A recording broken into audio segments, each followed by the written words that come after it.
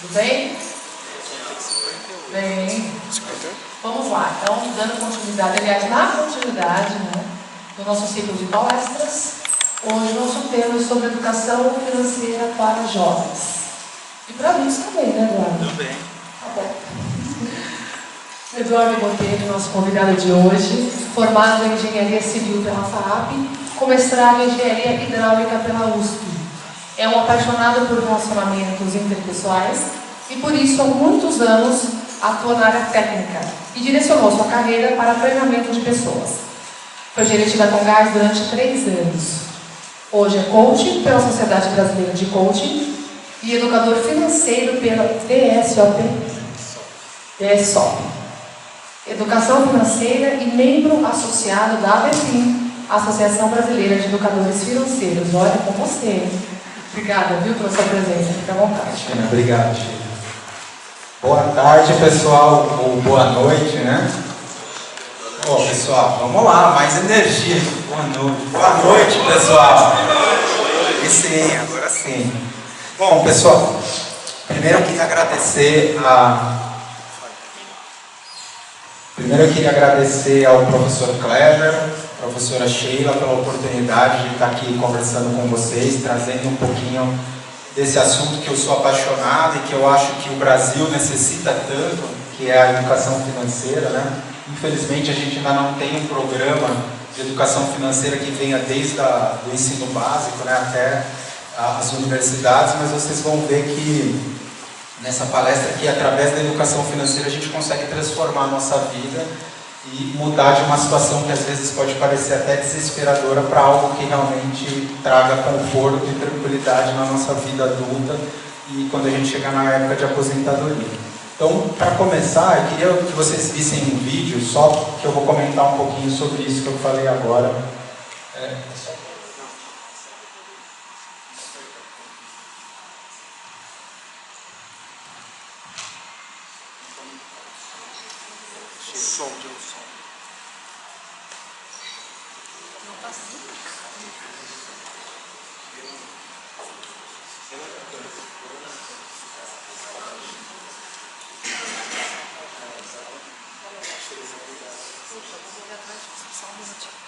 Pessoal, só um tempinho que acho que não ligaram o sistema de som, vocês não conseguem escutar aqui.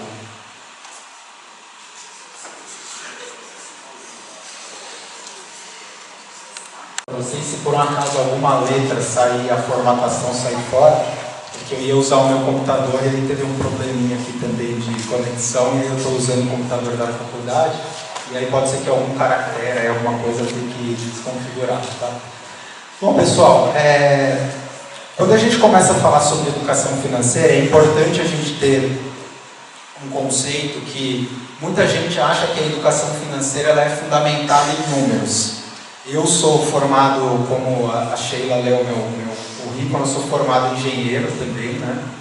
Fiz engenharia e mestrado em engenharia, e eu sempre achei que finanças estava somente ligado a números, a planilhas, a cálculos, a investimentos, etc. E, na verdade, a educação financeira ela é muito mais uma ciência comportamental, muito mais uma ciência humana do que uma ciência exata. E eu explico. Porque, na verdade, a educação financeira está muito mais fundamentada em como nós nos comportamos em relação ao dinheiro do que, propriamente dito, a forma como a gente faz o controle disso ou racionalmente utiliza esses recursos. A neurociência é um campo de estudo relativamente novo que estuda basicamente o nosso sistema nervoso e as nossas conexões cerebrais, neurais, e dentro da neurociência existe um campo chamado neurociência comportamental que é baseado nos fatores humanos, né? Em como os nossos pensamentos e as nossas emoções interagem conosco mesmo e com os outros, e também o nosso comportamento visível, ou seja, por que nós fazemos aquilo que fazemos, né? Esse, na verdade, são os campos de estudo da neurociência.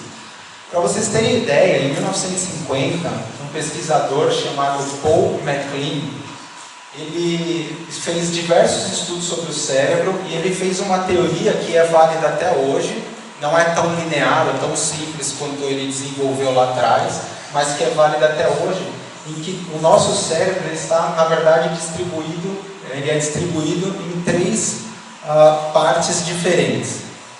E aí, para explicar, ele fez uma analogia bem interessante, que imaginem um zoológico. Você tem um crocodilo, um macaco e um cientista.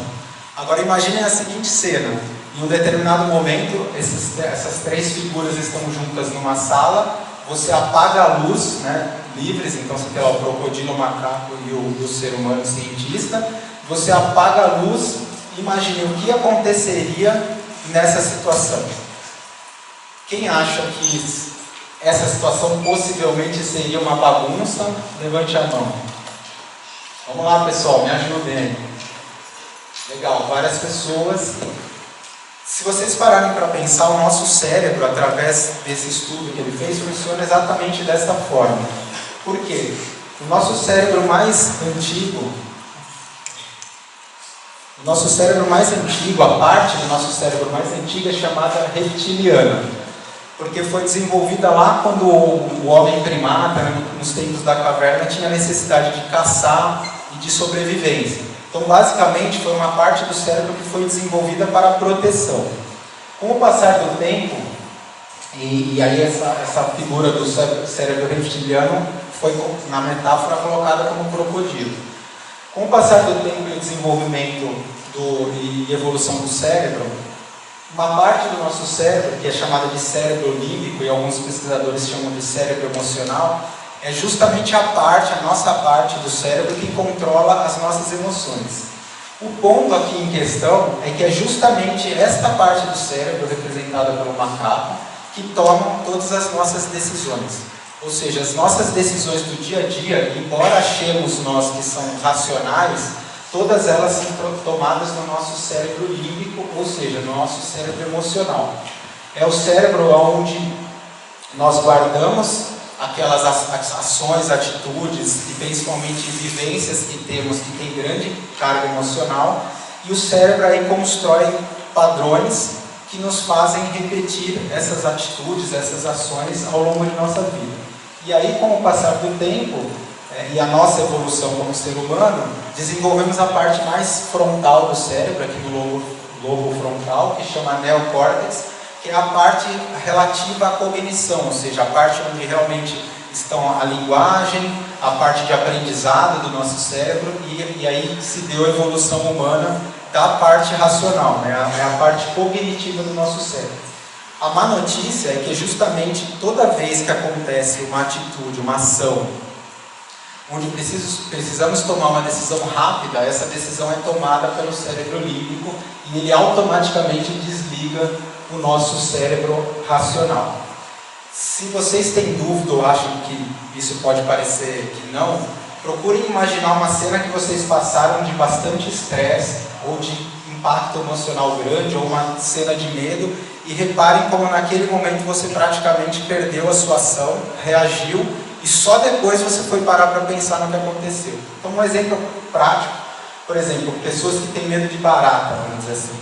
Ela vê uma barata, ela fica desesperada, ela sobe na cadeira, ela nem sabe por que ela está fazendo isso. E muitas vezes ela não tem ação de ir lá matar a barata, pegar um inseticida e fazer alguma coisa. A partir do momento que ela começa a se acalmar e o cérebro racional dela começa a voltar ao controle, aí sim ela passa a reagir. E isso acontece em todas as nossas ações, seja dirigindo, seja quando estamos andando e potencialmente estamos numa situação perigosa. O nosso cérebro ele reage sempre de três formas: lutar, congelar ou fugir. Sempre que a gente está numa situação que o nosso cérebro indica algum tipo de perigo, a nossa reação é ou nós lutamos, nos preparamos para isso, né? O cérebro descarrega diversos hormônios dentro de nós, ou fugimos, que é o caso da reação da barata, né? De subir em alguma cadeira, fazer alguma coisa, ou congelamos esperando que aquele perigo passe, né? Então, Com isso, através disso, desse mecanismo, é que nós construímos mais ou menos o que seria a nossa máquina interna. Então imaginem que o nosso hardware, para o nosso cérebro, o que seria o nosso hardware, seriam os nossos valores, aqueles valores que nós estamos apoiados no dia a dia, que é honestidade, integridade, desafio, pessoas voltadas a resultados. Então aqueles valores de vida que temos é como se fosse o nosso hardware, aquela parte que internalizamos. As nossas crenças é o nosso software, ou seja, aquilo que baliza as nossas ações. Então, imagine que para você tomar atitudes no seu dia a dia, você vem desde criança construindo dentro da sua personalidade crenças daquilo que você acredita que seja verdade. Por isso é que numa determinada cena, uma, duas, três pessoas diferentes podem enxergar aquela mesma cena, que os três estão vendo da mesma forma, com interpretações diferentes. Porque elas vêm com crenças diferentes, elas têm dentro de si crenças diferentes. Então, um exemplo rápido é, por exemplo, se você vê uma pessoa que está mal vestida ou com roupas muito simples, correndo na rua, por exemplo, e logo na sequência vem uma segunda pessoa correndo atrás, e você tem duas outras pessoas assistindo essa cena, se uma daquelas pessoas tem como crença que pessoas que andam mal vestidas são perigosas ou são potencialmente assaltantes, e ela viu aquela cena, ela vai imaginar que aquela pessoa que estava correndo na frente possivelmente roubou alguma coisa daquela pessoa que vinha correndo atrás. Já a segunda pessoa que viu essa cena, se ela cresceu num ambiente onde ela entende que o fato da pessoa, por exemplo, estar mal vestida é simplesmente uma condição social, uma falta de oportunidade ou algo desse tipo, ela pode realmente imaginar que aquela pessoa estava, por exemplo, correndo para pegar o ônibus, um transporte público ou indo em algum lugar, e a pessoa que estava atrás tinha o mesmo objetivo. Essa diferença de visão é justamente por essas crenças. Então nós que somos coaches, a gente costuma dizer que as nossas crenças são as nossas lentes de mundo, são as lentes cerebrais, na verdade, que a gente tem, pelas quais a gente enxerga o mundo e a gente toma as nossas decisões. E aí, em cima dos nossos valores e das nossas crenças, nós montamos os nossos hábitos ou os nossos comportamentos. E é aí que começam os problemas, porque o cérebro sempre busca conforto. Então ele cria padrões de comportamento em todos nós, né, cada um em si, para que nós possamos tomar as nossas decisões o mais ágil possível no dia a dia. Então, o Jerônimo tem, que é um coach bastante famoso, eu não sei se vocês já viram vídeos dele no YouTube e tal, ele fala muito sobre comportamento e tal, ele criou um negócio que chama ciclo da realidade. Ou seja, naquela figurinha ali, o que eu vejo, eu crio, e o que eu crio, eu sou, eu faço e eu tenho, e aí quanto mais eu rodo esse ciclo, mais eu reforço essa crença.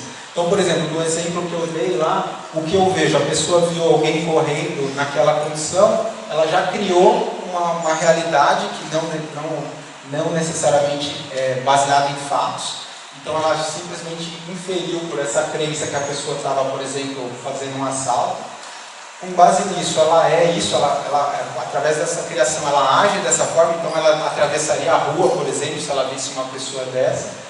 Ela se visse um policial, ou se um policial, por exemplo, fizesse uma pergunta, potencialmente ela poderia acusar a pessoa sem nem mesmo saber se realmente aquilo aconteceu, porque ela faz aquilo que ela acha que está acontecendo, e ela vai ter os resultados baseados nisso, e quanto mais ela reforça esse resultado, por exemplo, se ela vê essa pessoa, uma outra pessoa de mesmas características num programa de televisão tipo da Atena, ou a Cidade Alerta, ela vai dizer para ela mesma, tá vendo? Aquela pessoa era assaltante, realmente eu tinha razão.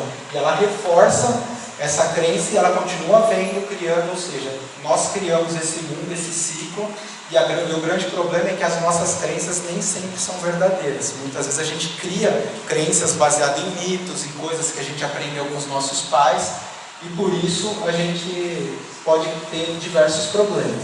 Pensem o seguinte, nossos comportamentos. Você já percebeu que você toma banho sempre da mesma forma? Você entra, você faz a mesma coisa. Se você lava a primeira cabeça, você lava a cabeça, depois você desce, vai para as pernas, se é ao contrário, mas você toma banho sempre do mesmo jeito.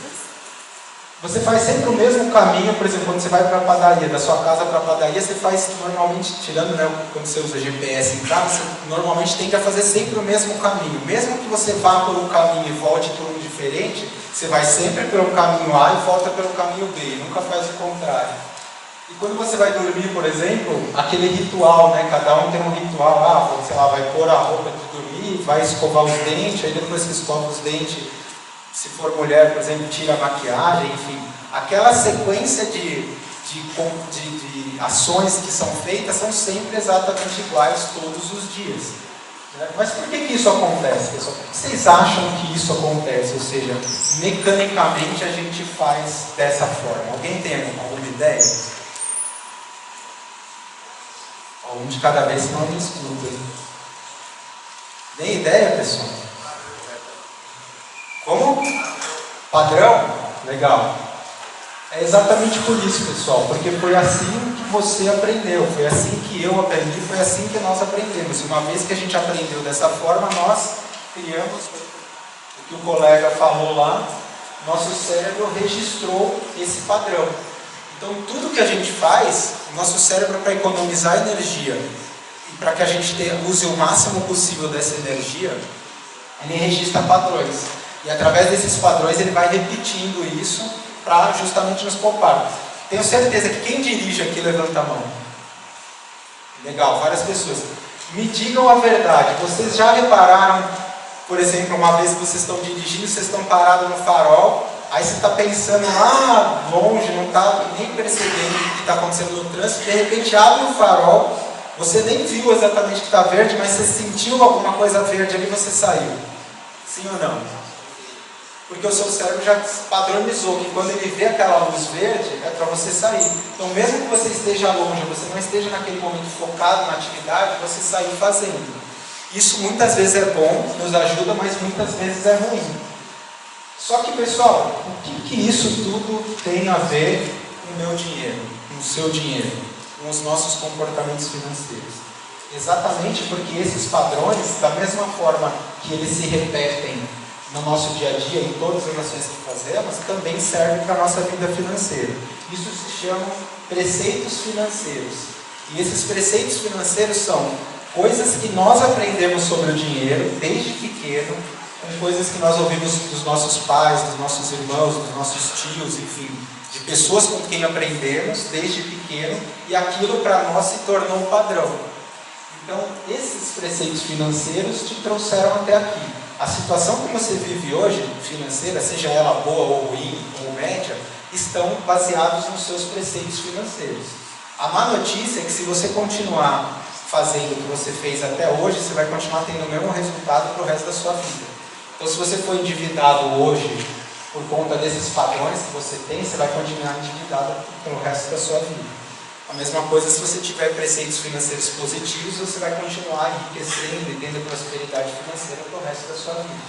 A boa notícia é que esses preceitos podem ser modificados. É como se fosse uma fita cassete antiga, para quem é, vocês são jovens, né? Eu sou mais velho, mas na época que existia, né, fita cassete, onde você gravava e desgravava, é mais ou menos isso. Você tem a condição de desgravar e gravar um preceito novo. Só que para isso você precisa estudar e ter disciplina. Um pouco disso é o que eu vou mostrar para vocês. Tá? Então, quando a gente fala de comportamento, né, eu trouxe um exemplo aqui, por exemplo, esse exemplo do Clark Kent, do super-homem, do quem sou eu e quem é o cara. O que eu quis dizer com isso? Quando a gente fala quem sou eu, basicamente é o que eu faço, né, quais são os meus comportamentos em relação à minha vida financeira, ao que eu sei sobre dinheiro ou como eu faço uso dele. Só que quando a gente começa a mudar esses comportamentos, se nós começarmos a mexer nesses preceitos financeiros e mudar esses comportamentos, eu vou começar a aprender coisas que são saudáveis para mim financeiramente, só que possivelmente aquele meio onde eu estou incluído não vai ter esses mesmos preceitos. E aí você tem aquela sensação do peixe fora d'água. Pode reparar que a maioria digamos assim, a maioria das pessoas ricas ou que tem uma condição financeira boa, dificilmente você vai ver uma pessoa pobre ou que tem uma condição financeira pior no meio delas. E vice-versa. Por quê? Porque os ricos não gostam de pobres e os pobres não gostam dos ricos? Pode até ser que sim. Mas o primeiro motivo não é esse. O primeiro motivo é porque as pessoas que são ricas têm uma mentalidade voltada para ações que levaram ela a enriquecer, que levaram ela a tomar atitudes para chegar naquela condição. Da mesma forma que os pobres, e quando eu digo pobre, não necessariamente uma pessoa pobre no sentido financeiro, mas é uma pessoa de mentalidade que não se ajuda, que é muito negativa, que não procura se desenvolver. Essas pessoas estão sempre andando com outras pessoas que também são negativas, que também não querem se desenvolver, que também acham que é aquele ó dia, ó vida, ó azar, cada dia que passa. Então, quando você decide que você vai mudar um preceito financeiro e você começa a buscar uma melhoria, você sabe que o seu meio, de alguma forma, vai mudar. E aí, possivelmente, você vai ter amigos, vai ter outras pessoas que deixem de estar junto com você porque você está mudando a sua maneira de pensar, a sua maneira de agir.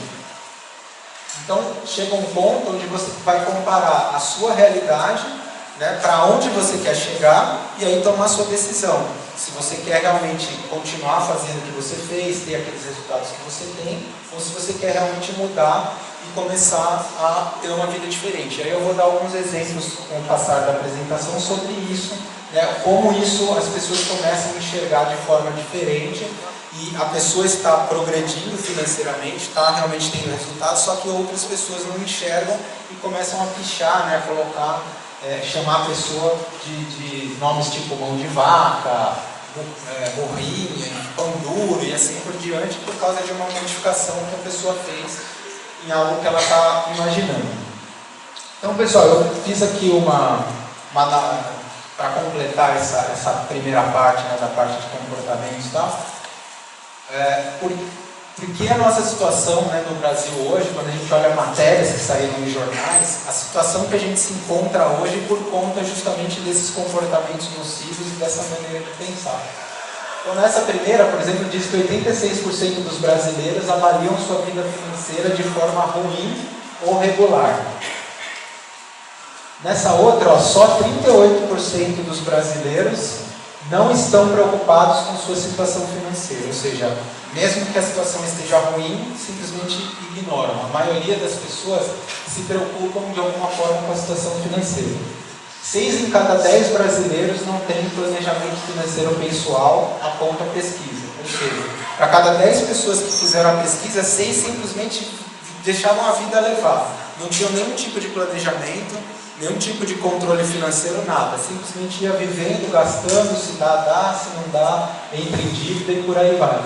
E a última, mais da metade dos brasileiros avaliam a própria situação financeira como ruim. Ou seja, se a gente fizesse um paralelo nessa sala, metade das pessoas que estão aqui ou mais avaliariam sua situação financeira atual como ruim ou péssima. Essa é uma realidade brasileira. É o que a gente vê por aí, é o que eu nas minhas palestras, cursos, rede social e tudo mais tenho visto por aí. O problema, pessoal, é que esse descontrole financeiro, ele traz não só um problema realmente do ponto de vista da nossa vida financeira, mas ele acaba afetando a nossa vida como um todo, as nossas saúdes como um todo. Então, o descontrole financeiro, ele afeta a nossa saúde física em si, porque uma pessoa que começa a ter problemas financeiros, dívidas, começa a dormir mal, começa a ter problemas de ansiedade, estresse. Então ela começa, eventualmente, dependendo da pessoa, ela deixa de comer, ou ela come em excesso, compulsivamente. Então ela começa a ter problemas na sua saúde física. No trabalho, começa a ter queda de produtividade, aí às vezes ela começa a faltar no emprego porque ela está preocupada com a situação financeira, porque ela tem que ir no banco para resolver, então isso começa a afetar o trabalho dela e também a família. Então é sabido que uma das principais causas de divórcio que acontecem, não só no Brasil, mas no mundo, é justamente a questão financeira. São problemas que a família passa do ponto de vista financeiro e isso faz com que as famílias briguem, as pessoas briguem e acabam se divorciando. Pais com filhos, irmãos entre si brigam em casos de herança. É muito comum isso, justamente por causa desse desequilíbrio, desse descontrole financeiro.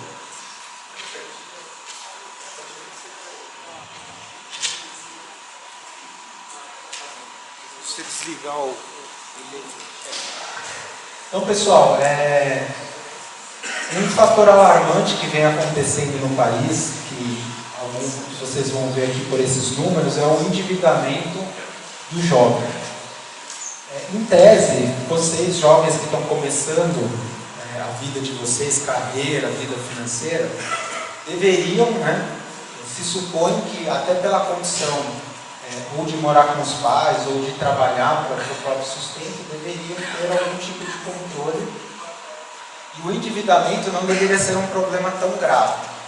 Mas a gente tem visto por aí, pelas pesquisas e pela forma comportamental das pessoas, e aí não só dos jovens, mas também das pessoas adultas ou mais velhas, que isso tem sido um problema recorrente. Tem dados que mostram que de cada 3 brasileiros, já chegou-se ao caso de cada 3 brasileiros, 2 estarem endividados.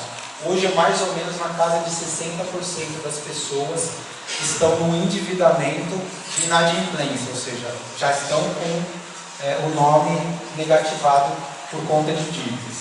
Então esse organismo, o SCPC, que é um organismo de proteção ao crédito, como o SPC e como a Serasa, eles fizeram uma pesquisa com 6,3 milhões de jovens no Brasil, na idade de 18 a 24 anos, que deve ser mais ou menos a maioria da sala aqui, e dentro desse universo da pesquisa,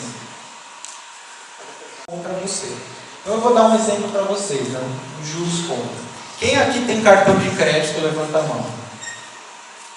Legal, a maioria das pessoas. Quem aqui costuma pagar a fatura do cartão de crédito total, todos os meses, sem atraso, levanta a mão. Legal. Deixa eu pegar um voluntário. Qual é o seu nome? Tem um microfone aqui, ó. Patrick. Não, só não tem problema. O Patrick. Patrick, imagina o seguinte, você me falou que você é uma pessoa que tem costume de sempre pagar suas faturas no valor total, o que é perfeito, então isso não incorre em juros, você não corre risco de entrar em dívida. Mas imagine que hoje você acabou de pagar sua fatura ontem do seu cartão e hoje você teve uma proposta. Você gosta de viajar? Que país você gostaria de conhecer? Dubai. Então o Patrick recebeu uma proposta para ir para Dubai, para estudar ou para trabalhar. Legal, só que é o seguinte, Patrick, em 15 dias você vai deixar tudo pronto, foi viajar, vai conhecer Dubai. Maravilha, Só que antes de ir para Dubai, você fez uma compra no seu cartão de crédito no valor de R$100. Normal, como você costumava fazer. E aí você foi para Dubai. Só que você viajou, começou a estudar lá, Dubai, maravilhoso, começou a curtir, e você decidiu ficar em Dubai. Só que você esqueceu que tinha aquela fatura do cartão de crédito, que veio R$100, você não estava aqui no Brasil, você não pagou. E aí você ficou lá 2 anos em Dubai, estava curtindo, e a sua dívida começou a aumentar aqui no Brasil. Então você ficou 2 anos lá, resolveu fazer um outro curso, foi ficando, aí você resolveu ficar 5 anos, arranjou um emprego lá, começou a trabalhar em Dubai, sua vida estava indo bem. Aí você ficou mais um pouquinho, decidiu conhecer a Europa, fazer outras atividades lá, de repente conheceu uma pessoa, você ficou 10 anos lá. Aí, de repente, depois de aproximadamente 15 anos, você te deu uma saudade do Brasil, você estava pensando em voltar. Você volta? Não vai voltar, Devendo 2 bilhões de reais, depois de 15 anos, acho que ninguém voltava, Isso, pessoal, é uma taxa de juros de 10% ao mês do cartão de crédito, que nem é isso, É mais do que isso hoje. Hoje o juros de cartão de crédito passa de 10% ao mês, ou seja, em 15 anos você teria uma dívida de 2 bilhões, quase 3 bilhões de reais. Se você deixasse R$100 numa fatura sem pagar, é o que aconteceria. Então, pessoal, aqui a questão é, quem é que toma a decisão na hora de usar o cartão de crédito? Quem? É a pessoa, Então a escolha é de cada um de nós. O problema é que quando você não paga a fatura do cartão de crédito ou paga o valor mínimo e começa a correr os juros, o que pode acontecer é que a pessoa perde o controle, e aí pelo fato de perder o controle, ela acaba, para pagar a fatura do cartão, ela começa a usar outros dispositivos, né? Então deixa eu perguntar, qual que é o seu nome? Gabriel, vou perguntar para o Gabriel. Gabriel, se eu falasse para você agora, ó, eu vou te vender uma nota de 50 reais minha, para você daqui 2 meses, eu vou deixar ela reservada, eu vou te entregar daqui 2 meses uma nota de 50 reais, só que você vai me pagar 60 reais por ela. Você topa? Não? O Gabriel obviamente, é inteligente, é esperto, ele não topa. Agora eu pergunto, por que vocês pegam do banco 50 reais no cheque especial e depois de 2 meses você paga 60 reais e 50 centavos? É a mesma coisa, né? Só que em vez de você pagar para mim, esses 60 reais você está pagando para o banco. Então as pessoas começam a tapar um buraco, né?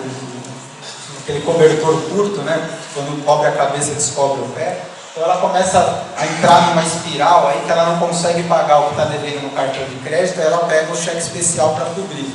Aí ela tem os juros do cartão de crédito e os juros do cheque especial. Aí isso vai virando uma bola de neve, aí chega um determinado momento, quando a pessoa tem a opção, ela usa o crédito consignado, ou seja, ela tira uma parte, quando ela trabalha, né, do holerite dela, uma parte direta do salário, através de um empréstimo pessoal chamado crédito consignado, para poder pagar as dívidas que ela fez no cartão de crédito e no cheque especial. Só que aí a coisa continua, ela não consegue pagar, e aí ela precisa comprar as coisas, continua usando o cartão de crédito, a dívida vai aumentando, e aí em algum determinado momento ela decide fazer algum tipo de financiamento, ou empréstimo pessoal, mais comum. Então ela pega um dinheiro no banco, aí teoricamente com uma taxa de juros mais baixa, só que para cobrir aquela montanha, aquela bola de neve que já vem atrás. E aí quando ela não consegue, que ela já se vê com parte do salário comprometida no crédito, tendo que pagar as parcelas do crédito do empréstimo pessoal, e mais a dívida que ela tem no cartão de crédito, no cheque especial, ela entra na pior das dívidas que pode se ter, né, que são os agiotas. Que aí os juros podem ser qualquer que seja, né, e aí a pessoa está correndo um risco físico, né, a sua integridade física, risco de vida, porque se não pagar, os caras não têm o mínimo escrúpulo. Então, pessoal, a escolha é sua, a escolha é nossa. Então, ter um controle, né, e saber como lidar com isso faz com que não se entre nessa esfera, nessa bola de neve. Ao contrário, os juros ele pode jogar a nosso favor. Vamos imaginar que o Patrick, lá, ao invés de não ter pago a fatura lá para viajar para Dubai, ele tivesse pego 100 reais por mês e começasse a colocar num investimento que desse aí para ele hoje um investimento conservador e que ele colocasse 100 reais por mês. Depois de um ano, ele teria colocado 1.200 reais dele, 100 reais, e teria tido incríveis 1.254 reais no investimento. Aí é onde a maioria das pessoas para e fala: caramba, eu fiquei um ano me lascando, tirando 100 reais de alguma coisa que eu gostava de fazer para colocar no investimento, para chegar no final do ano, olhar o extrato e ter 54 reais de rendimento. O que a maior parte das pessoas fazem? Desistem. Ah não, e faz o quê? Shopping terapia. Ah não, eu mereço, guardei um ano, eu vou para o shopping, eu vou torrar tudo, vou comprar tudo que eu quiser. Só que, pessoal, as pessoas ignoram justamente a questão dos juros compostos, ou seja, juros sobre juros tem um crescimento exponencial e não linear. Vocês que fazem engenharia com certeza sabem o que é isso. Então, quando a gente olha lá 5 anos depois, a pessoa colocou 6 mil reais, 100 reais por mês, ela guardou 100 mil reais e tinha 7.662. Quando ela completa 30 anos fazendo isso, ela colocou 36 mil reais do bolso dela, aplicando, mas ela teve de juros, né, no valor com juros, 207 mil. Ou seja, a maior parte, né, mais de 180 mil reais aí vieram dos juros e não daquilo que ela colocou. Então isso é uma questão de disciplina e de educação financeira, de saber o poder dos juros ao seu favor. Se a gente extrapolar isso, em vez de 100 reais, a pessoa colocar 500 reais todo mês, ao longo de 30 anos, esses 500 reais vão se tornar 1.038.000 reais. Isso sem desconsiderando o efeito inflacionário, tá? Só para efeito do exemplo, mas é para vocês terem uma ideia que realmente essa disciplina vai fazer com que a pessoa chegue aonde ela quer chegar. Então, em resumo, só para fazer uma comparação, se a pessoa tem lá uma dívida, né, naqueles números que eu mostrei, começando com R$100 a 10% ao mês, né, no cartão de crédito, em 5 anos ela vai estar devendo 30 mil, em 10 anos ela vai estar devendo 9 milhões. Ao contrário, se ela colocar R$100 por mês numa aplicação que dê 0,8% ao mês, vai ter uma aplicação conservadora, não tão simples hoje em dia, mas possível, em 5 anos ela vai ter 7.663, em 10 ela vai ter R$20 mil. Podem ver, pessoal, que a desproporção é absurda, de 9 milhões para 20 mil. Mas aí eu pergunto, em qual lado você vai querer estar? No esquerdo ou no direito? Essa é a pergunta. Não importa se a diferença é grande ou pequena, quem define isso é o mercado. O que eu defino é onde eu quero estar, do lado direito ou do lado esquerdo.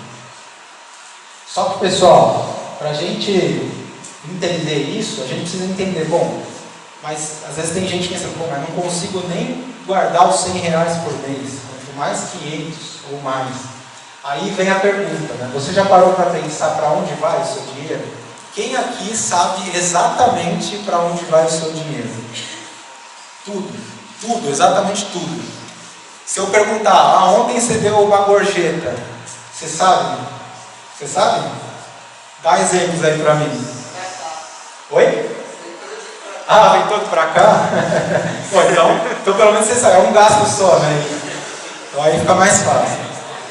Bom, pessoal, aqui, o importante aqui é o seguinte, quando a gente começa a olhar para onde vai o nosso dinheiro, pode ser guloseima, doce, lanche, diversão, compras, balada, tem uma infinidade de coisas aí, tênis, cinema, roupa, enfim. Ok, tudo isso é válido, maravilha, ninguém aqui está dizendo que a gente não tem que gastar. A questão é, será que eu sei o quanto eu estou gastando e naquilo que eu estou gastando e isso faz sentido para mim?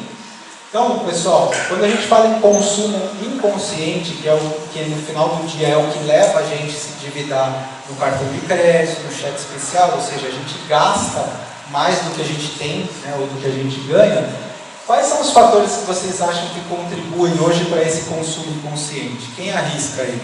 Um dos fatores, pode falar. Propagandas, o cara acertou na mosca. Seu nome é? O Paulo acertou na mosca, Marketing publicitário. Tem pessoas que não podem escutar a palavra promoção que começa a tremer. Promoção. Se tiver escrito ainda só hoje, nossa, aí ferrou. Aí sai correndo, não, eu preciso comprar isso agora. Tenho que comprar. E aí junto, pessoal, com o marketing publicitário, né, com esse bombardeamento que a gente tem de propagandas e etc., tem um outro fator. Qual é o outro fator que vocês acham que contribui para esse endividamento? O quê? O crédito, né? Mais especificamente o crédito fácil. Ou seja, se a pessoa quiser pegar um cartão de crédito hoje é muito fácil. E os bancos vão dar, é claro que vão dar, porque é uma vantagem, né, para eles darem esse cartão de crédito, porque quanto mais juros você pagar, mais eles vão ter de benefício. Então o crédito fácil mais o marketing publicitário faz com que aconteça um consumo inconsciente. Vou tentar desligar aqui. Esse é um vídeo que eu gravei falando um pouquinho sobre isso, sobre essa questão de não é proibido, não é ruim gastar. A questão é no que você gasta. Aquilo que você gasta realmente é aquilo que é importante para você. Eu vou desligar aqui, vamos ver se vai sair o áudio aqui não.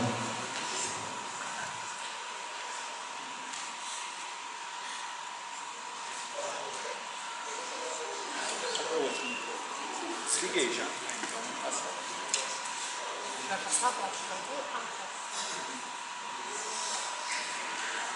Vamos tentar colocar aqui, ó. Existe uma coisa comum que as pessoas concordam.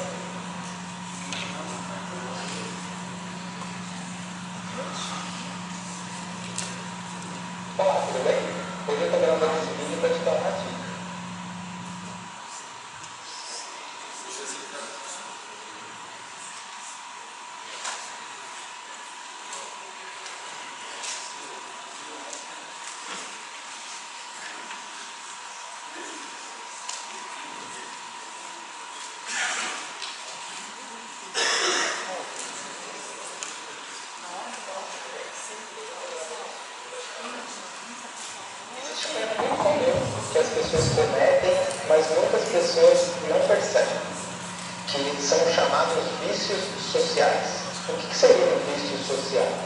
Imagina o seguinte: você trabalha lá no estúdio, ou você tem uma fonte de renda, e você gasta o seu dinheiro, por exemplo, comprando um carro. Legal, se você gosta de carro, isso realmente é importante para você, para o seu trabalho, para a sua família, maravilha. Mas imagina que você nem precisava tanto de um carro e você acabou comprando porque o seu vizinho falou que era legal, alguém da sua família, o seu cunhado, o seu tio, falou que você precisava de um carro. Aí você foi lá, se endividou, entrou no financiamento para pagar a perder de vista. E a pergunta que fica é: você precisava de um carro? Ou até você queria um carro? Isso é um vício social. Que é normalmente quando nós nos deixamos levar por aquilo que a sociedade, as outras pessoas acham importantes, e para que nós não fiquemos com aquele sentimento de estou por fora, não sou normal. Você acaba indo com a manada, né? Você acaba indo com a onda das pessoas e acaba gastando seu dinheiro com aquilo que nem é importante para você. De repente você é uma pessoa que gosta, por exemplo, de ir ao cinema, mas você não vai ao cinema há meses porque você está pagando um carro que você nem queria. Então pensa um pouquinho nisso. Será que faz sentido? Ou será que faz mais sentido você trocar aquilo que você gasta seu dinheiro, que não é importante para você, por algo que realmente te faça feliz? Se você, por exemplo, gosta de jantar fora, e você vive dizendo, não vou jantar fora porque eu não tenho dinheiro, que tal começar a trocar alguma conta que não faz sentido para você por jantar fora que você gosta? Ou então, se o seu hobby é viajar, por exemplo, por que não começar a economizar por uma viagem, ao invés de pagar o pacote de TV a cabo, que de repente você mal assiste, ou você assiste uma vez por semana? Dá uma refletida sobre isso. Se você quiser ajuda.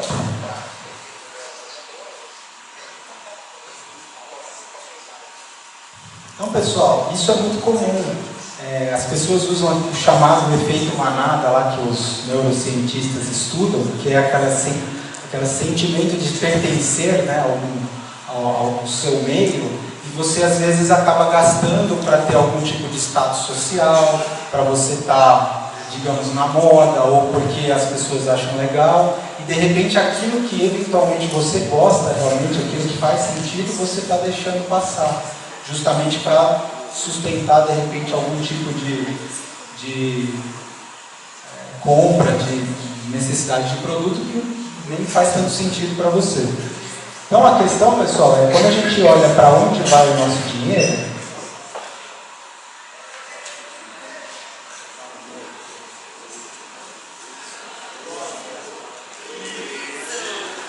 então, pessoal, só para vocês terem uma ideia, quando a gente fala aí de um gasto de R$1 por dia, né, quando eu falei das pessoas controlarem, saberem para onde vai o dinheiro, imagina R$1 por dia que é gasto numa bala, qualquer coisa que é comprada, R$1 por dia, até uma gorjeta, qualquer coisa que você gaste R$1 por dia, considerando isso no mês, né, dariam R$30. Quando você coloca isso em 20, em 30 anos, o montante de dinheiro é muito grande. Outro exemplo, um lanche ou qualquer coisa por um maço de cigarro, que até está mais caro, né, e é prejudicial à saúde, a pessoa que gasta aí, digamos, R$4 por dia ao longo de 30 dias, né, um valor de R$120, ou até uma pizza mesmo, a pessoa que tem aquele costume de todo fim de semana comer pizza, né, então gastar em média R$50 no fim de semana, ó, em 20 anos, se a pessoa deixasse, por exemplo, economizasse esse R$1 que ela gastava em doce, alguma coisa assim, ela teria R$14 mil. Se fosse no caso do salgado, ou algo, um maço de cigarro, algo parecido com isso, R$86 mil. E se fosse a pizza lá do fim de semana, R$144 mil. Quando a gente coloca isso em 30 anos, o R$1 já virou, por dia, né, já virou R$41 mil. E a pizza lá, os R$50 por fim de semana, R$415 mil. Ou seja, uma casa própria aí em 30 anos. Se estou dizendo aqui que não é para comer pizza, não é para... Não é isso. A questão é o quanto eu tenho controle sobre isso e o quanto eu realmente estou escolhendo aquilo que faz sentido para mim e o quanto eu estou gastando sem simplesmente perceber e estou deixando no longo prazo esse dinheiro simplesmente se esvair por uma falta de realmente de saber o que é importante para mim e de ter um controle sobre esses gastos que eu tenho. Tá? Isso foi calculado aí com base também num investimento de 0,8% ao mês de taxa de juros. Pode passar. Aqui, pessoal, é só importante nesse quadro aqui, eu coloquei que aonde você gasta seu dinheiro faz toda a diferença. Uma coisa que eu sempre digo nos meus cursos, consultorias e tudo mais, as pessoas que eu atendo, e que muitas pessoas acabam, não acreditam de primeiro momento, ou acham assim, não é, mas ao longo do tempo começam a perceber, é que na verdade não importa o quanto você ganha, a não ser que a pessoa não tenha renda nenhuma ou a renda seja extremamente baixa. Mas se a pessoa tem uma renda a partir de um salário mínimo e meio, não importa quanto você ganha, importa o quanto você gasta. Quando a pessoa consegue adaptar o seu padrão de vida àquele valor que ela tem de renda, de receita, ela consegue ao longo do tempo construir riqueza, construir patrimônio. E lá no final eu vou mostrar um caso de pessoas que efetivamente fizeram isso e tinham rendas relativamente baixas. Vocês vão ver que realmente é possível. Então é importante, se vocês tiverem que gravar uma coisa dessa palestra, gravem isso. Não importa o quanto você ganha, importa o quanto você gasta. E aí vem aquilo que eu falei, né, das promoções que comprometem o seu dinheiro, né, o famoso leve 3 para pague 2. Então, por exemplo, tem essa promoção aí do supermercado, né, de leve 3, pague 2 de bisnaga de ketchup. Tudo bem, se a pessoa estiver fazendo uma compra para ela e para a família, juntou 2, 3 pessoas para comprar, tudo bem, mas se não, para que a pessoa vai querer comprar 3 bisnagas de ketchup, sendo que se ela não tiver um consumo exagerado do ketchup, provavelmente uma ou duas daquelas bisnagas vão apodrecer